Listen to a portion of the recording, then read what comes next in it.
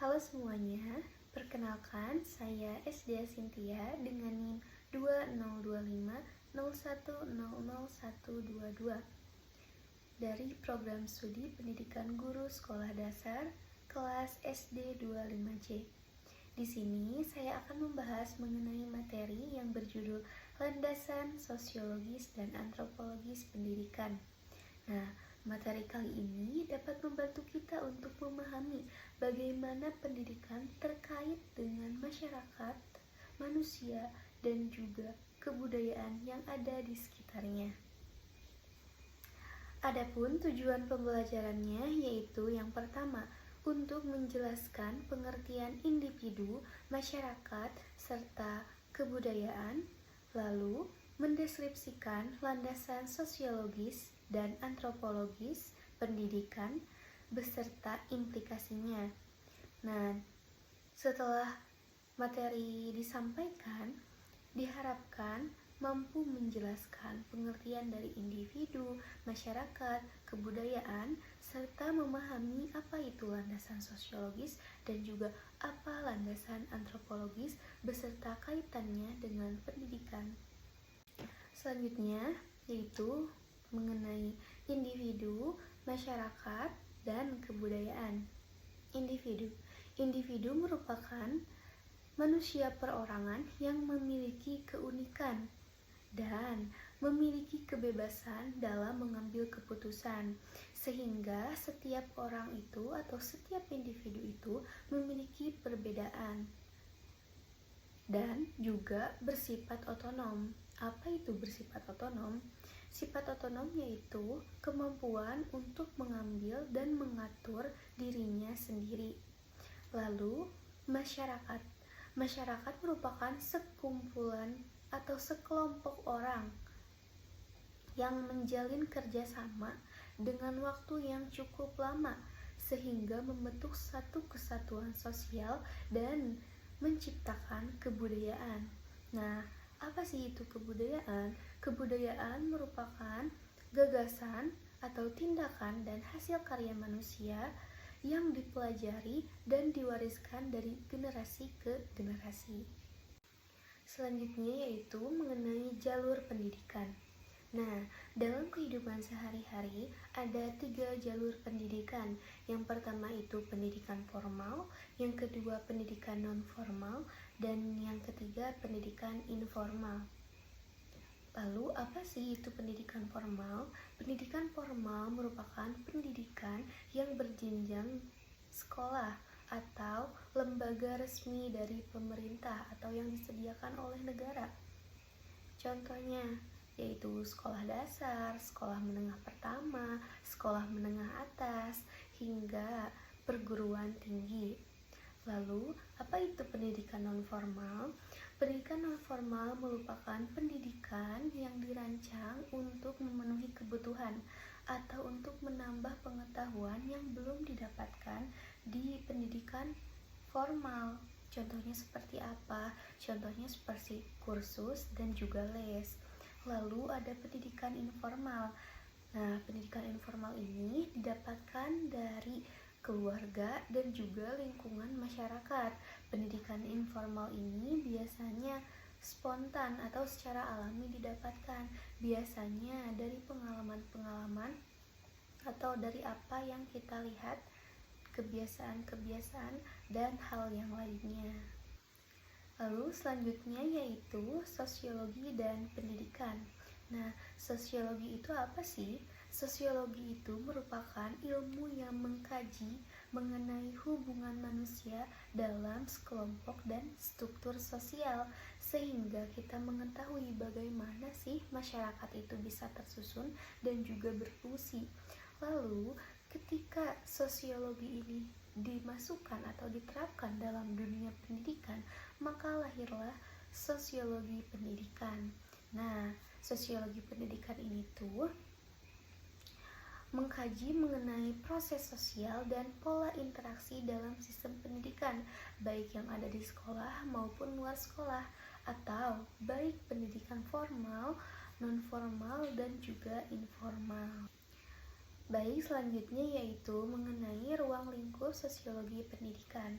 Nah, ada apa aja sih? Yang pertama itu ada hubungan sistem pendidikan dengan aspek masyarakat. Aspek masyarakat contohnya yaitu kebudayaan, status sosial, dan juga perubahan sosial. Lalu yang kedua itu ada hubungan kemanusiaan di sekolah. Contohnya seperti apa? Yaitu interaksi antara guru dengan murid, atau murid dengan guru, atau guru dengan staf sekolah, dan juga murid dengan staf-staf sekolah ataupun seluruh anggota sekolah yang lainnya. Lalu juga sekolah berperan dalam bagaimana anggota yang ada di sekolah tersebut itu berperilaku. Lalu selanjutnya yaitu bagaimana sih sekolah ini berperan dalam komunitas. Maksudnya apa? Maksudnya hubungan yang dijalin antara sekolah dengan kelompok masyarakat yang ada di lingkungan masyarakat di sekitar sekolah tersebut. Lalu landasan antropologis pendidikan. Nah, antropologi itu merupakan ilmu yang mempelajari tentang manusia, atau lebih jelasnya adalah antropologi merupakan ilmu yang mempelajari tentang manusia secara biologis dan sosial dalam konteks budaya. Nah, lalu apa sih landasan antropologis pendidikan? Landasan antropologis pendidikan merupakan asumsi-asumsi mengenai manusia dan kebudayaan yang diambil dari kajian antropologi yang digunakan sebagai dasar dalam merancang dan melaksanakan pembelajaran. Mengingat negara kita merupakan negara yang memiliki keberagaman, yang memiliki banyak sekali budaya, adat, suku, bahasa. Nah, hal tersebut untuk mengatasi keberagaman. Misalnya, peserta didik yang memiliki latar belakang budaya yang berbeda. Lalu ada manfaat dan implikasi antropologi. Nah, dengan menggunakan pendekatan antropologi, pendidik dapat membantu pendidik dalam memahami pola perilaku siswa, lalu kedudukan serta peran manusia dalam suatu masyarakat, sehingga muncullah sikap toleransi terhadap perbedaan.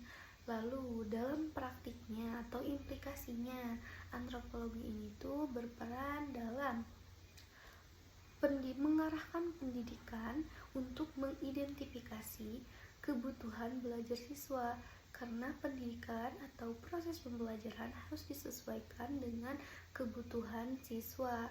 Lalu masyarakat pun ikut berpartisipasi dalam merencanakan dan melaksanakan pendidikan, serta mengembangkan pendidikan kecakapan yang relevan dengan kondisi sosial budaya yang ada di lingkungan masyarakat tersebut. Lalu selanjutnya ada landasan budaya dalam pendidikan. Nah, landasan budaya dalam pendidikan ini tuh mempunyai beberapa fungsi penting. Ada 3 fungsi. Yang pertama ada fungsi pengembangan, fungsi perbaikan, dan fungsi penyaringan. Nah, apa sih fungsi pengembangan? Fungsi pengembangan ini tuh untuk mengembangkan perilaku siswa atau untuk membantu siswa memiliki perilaku yang lebih baik sesuai dengan nilai budaya yang ada di lingkungan tersebut.